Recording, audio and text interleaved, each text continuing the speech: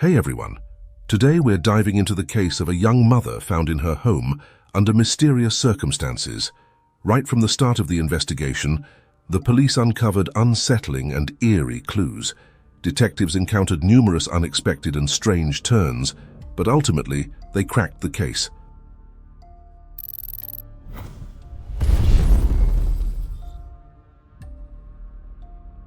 Kathy Martin was born on October 2, 1959 in Houston, Texas.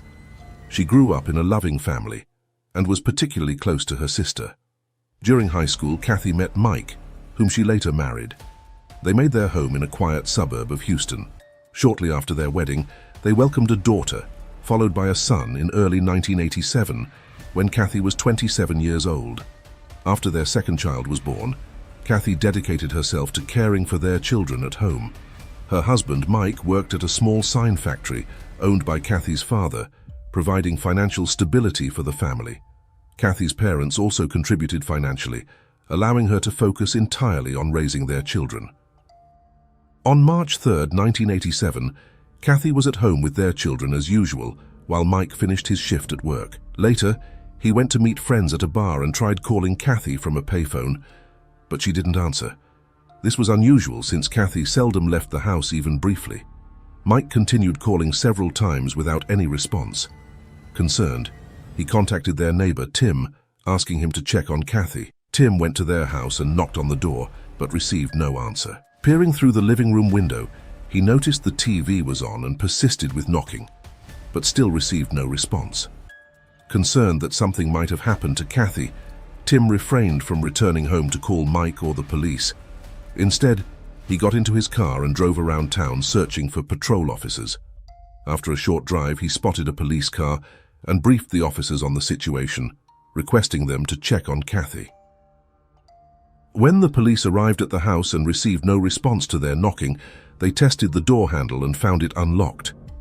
Upon entering, they discovered Kathy's daughter unconscious on the living room sofa, showing visible signs of trauma but still alive.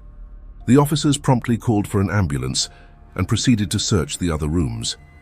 In the bedroom, they found Kathy's younger child safe in his crib. However, in another room, they encountered a chilling scene. Kathy lay on the floor, covered in blood, naked and deceased. Her hands were bound with a lamp cord, prompting the police to determine the tragic outcome. The paramedics transported Kathy's daughter to the hospital, while investigators commenced their examination of the crime scene. Shortly afterward, Kathy's father arrived at the house, but the police withheld full details of the incident. Instead, they requested him to go to the hospital and be present when his granddaughter regained consciousness. He complied, and during his wait at the hospital, he learned about his daughter's death from a news report on television. Meanwhile, Mike arrived at the house, and the police promptly observed something unusual. Apart from his late arrival, there were multiple stains on his shirt resembling blood. The police requested him to surrender his clothes and respond to their inquiries, while investigators uncovered intriguing findings.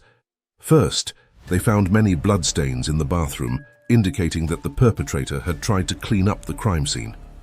This suggested that the attacker had stayed in the house for some time, instead of leaving immediately after the murder. Secondly, forensic experts found no signs of forced entry. All the windows and doors except the front door were locked. This suggested that Kathy either let the attacker in herself or they had a key. The police also observed another detail. All of Kathy's clothes were neatly folded on the floor beside her body. This not only raised the possibility of sexual assault, but also struck investigators as peculiar, suggesting the attacker had meticulously folded her clothes. Detectives theorized that the assailant may have threatened harm to her children if she resisted or made noise. Kathy might have complied out of fear for her children's safety, only to be tragically killed afterward. Meanwhile, doctors fought to save Kathy's daughter's life. They found that she had been severely beaten, likely with bare hands. After hours in the hospital, she slipped into a coma with low chances of survival. Medical professionals examined Kathy's body and found she had suffered 16 stab wounds, mostly in the abdomen. They also confirmed she had been sexually assaulted and collected biological evidence from the perpetrator. However, At that time, DNA analysis was not widely used in forensic science, so experts couldn't obtain a DNA profile from the scene. The best they could do was determine the perpetrator's blood type, so the biological material was sent to a lab early in the investigation. The police turned their attention to the victim's husband upon noticing suspicious stains on his shirt and took his clothes for examination. Mike's actions that evening raised eyebrows. Instead of returning home after work, he went out with friends. When he couldn't reach his wife, he asked a neighbor to check on her. Detectives recognized this pattern from previous cases, where a husband might commit a murder, establish an alibi by socializing with friends, and ask someone else to check on his wife to avoid suspicion. Mike's potential involvement could also explain the absence of forced entry. Investigators began probing whether he had the opportunity to commit the murder before meeting his friends.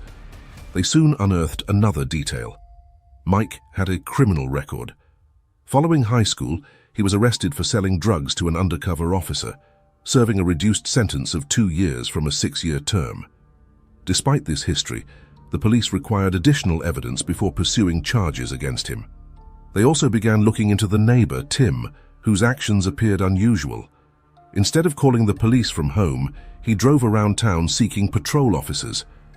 Detectives also inspected Tim's car and found suspicious stains on the floor mats resembling blood, which were sent to the lab for analysis.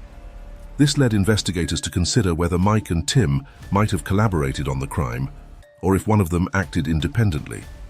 Meanwhile, medical experts completed their report and made a significant finding. They concluded that Kathy had died around 10 p.m., approximately 6 hours before she was discovered.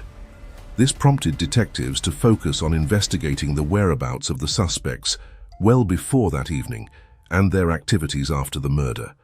Both Mike and Tim asserted they were at their respective workplaces during that time. So, the police started verifying their alibis. Meanwhile, 2 days after the murder, they received a call from the hospital. Kathy's daughter had unexpectedly emerged from her coma. Her life was no longer in danger, prompting investigators to visit her, hoping she could shed light on what had happened. But they immediately faced a challenge. The young girl, who was only 4 years old at the time, had nearly entirely lost her memory of that day. Her recollection was limited to seeing a man with light hair entering their house. Despite both her father and Tim having dark hair, detectives were cautious not to dismiss them as suspects hastily. They entertained the notion that the girl's memory could be distorted due to the intense trauma she had endured. Seeking guidance, they consulted with a psychologist to assist the girl in the hope that she might eventually recall additional details about the perpetrator. The detectives soon received a call from the lab, revealing another unexpected twist. Upon examining the evidence from the 2 suspects, experts determined that the stains on the neighbor's car mats were machine oil, and the stains on the husband's shirt were merely paint. But that wasn't the end of it. Several colleagues of Mike and Tim, who worked in different jobs, confirmed they had been at their workplaces throughout the day and had not left until the evening. This established that neither man had the opportunity to be at Kathy's house and commit the crime. Detectives asked them to undergo polygraph tests, and the results indicated no signs of deception in either case. The police, who had been nearly certain of the involvement of at least one of the 2 suspects, found themselves back at square one. They began considering other potential suspects who were acquainted with the victim and could have entered her house without difficulty. The detectives interviewed Kathy's relatives and friends, inquiring about their suspicions regarding who might have committed the crime. As time passed, they uncovered something surprising. Many of them, without hesitation, pointed to the same person, Greg. Greg, Kathy's brother-in-law, was known to her loved ones for his troubling behavior. Kathy had frequently voiced her discomfort with Greg, mentioning that he flirted openly with her and persistently pressured her to engage in intimate activities. She also recalled Greg making inappropriate comments about her body, particularly focusing on her stomach, coincidentally the area where most of the stab wounds were found. The police also discovered that Greg had a history of drug use and prior run-ins with the law. Detectives turned their attention towards him, quickly uncovering their first promising lead. Forensic experts identified a fingerprint in Kathy's house that matched Greg's, along with a hair resembling his. However, a significant challenge arose, Since Greg frequently visited Kathy and her husband, these traces could have been left before the murder occurred. Kathy's parents asserted their belief that Greg was the culprit. Additionally, her mother recounted a striking incident. During her granddaughter's hospital stay, Greg unexpectedly visited them in the middle of the night. The girl reacted fearfully upon seeing him, prompting her grandmother to inquire if he was the same man who had visited their house. Despite the encounter, the girl remained unable to recall any details. After hearing all the information, detectives brought Greg in for questioning. He denied any involvement in the murder, stating he was with a friend at the time who also had a lengthy criminal record. During the interrogation, Greg abruptly left to extend his parking time in the lot, but he never returned to the station. His wife, Kathy's sister, recalled that on the day of the murder, Greg dropped her off at work around 10:30 in the morning and picked her up at 2:30 p.m. This 4-hour window coincided with the time of the murder, potentially providing him with the opportunity to commit the crime against Kathy. Despite all this, the police lacked substantial evidence that could definitively prove Greg's involvement. As a last resort, they decided to analyze the semen sample taken from the victim's body. However, at that time, experts could only determine the blood type of the semen donor. The test required a large sample, and after conducting it, very little biological material would remain for further examination. Nonetheless, detectives proceeded with the test, and they found that the blood type of the semen matched Greg's blood type. However, this result alone didn't prove his guilt, so investigators were unable to arrest him. They continued to search for additional evidence, but struggled to establish Greg's involvement definitively. Eventually, the investigation reached a dead end. Kathy's family was convinced that Greg was the killer, but without conclusive evidence, they couldn't take further action. Shelley, Kathy's sister, refused to believe her husband was guilty and continued to live with him in the years that followed. Detectives periodically revisited the case, hoping for new leads. In 1998, 11 years after the murder, they attempted DNA analysis on the remaining semen sample. However, they encountered another setback. Experts could only extract a partial DNA profile. When compared to Greg's DNA sample, the results were inconclusive. The analysis indicated that Greg belonged to the 2% of the population whose DNA could match the partial profile, making it impossible to arrest him based solely on this evidence. Detectives summoned Greg for another round of questioning, informing him that his DNA matched the semen found on the victim's body. Surprisingly, Greg altered his initial statement, asserting that he had a consensual relationship with Kathy and had visited her on the day of the murder. He maintained that she was alive when he left. Detectives viewed Greg's sudden change in story with skepticism, a common occurrence when suspects learn about DNA matches in murder cases. Moreover, Kathy had previously expressed discomfort with Greg's advances, making it highly improbable that she would have been involved in a secret relationship with him. Despite their suspicions, detectives understood that without a complete DNA match, securing a conviction would be impossible. Local prosecutors reviewed the case and concluded that obtaining a guilty verdict would be exceedingly challenging. As a result, the case went cold once again for several years. In 2002, detectives reopened the investigation and enlisted the assistance of forensic scientist Catherine Long, known for pioneering DNA research.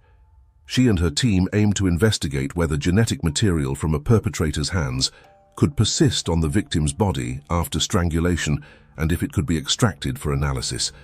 To investigate this, Catherine and her team simulated strangulation by applying pressure to each other's necks, then collected samples from their hands and the neck area. The findings were intriguing. Even brief contact left sufficient skin particles for DNA analysis. The detectives involved in Kathy's case found the experiment intriguing, despite the fact that strangulation wasn't involved in her case. Revisiting her body years later wasn't an option either. Instead, they started re-evaluating all the available evidence to determine if the perpetrator might have come into contact with any other items. They soon focused on the lamp cord used to bind Kathy's hands. It was clear that only the killer could have tightened it, as Kathy herself couldn't have done so. The detectives handed over the cord to Catherine and her colleagues, who began examining it in detail. They first noted a crucial detail: The cord had been stored in a paper bag, allowing air circulation and preventing moisture buildup that could compromise biological samples. Experts swabbed the entire length of the cord, including areas with traces of Kathy's blood. Upon analysis, they discovered 2 DNA profiles. The first belonged to the victim, as expected. The second profile matched Greg's DNA sample perfectly.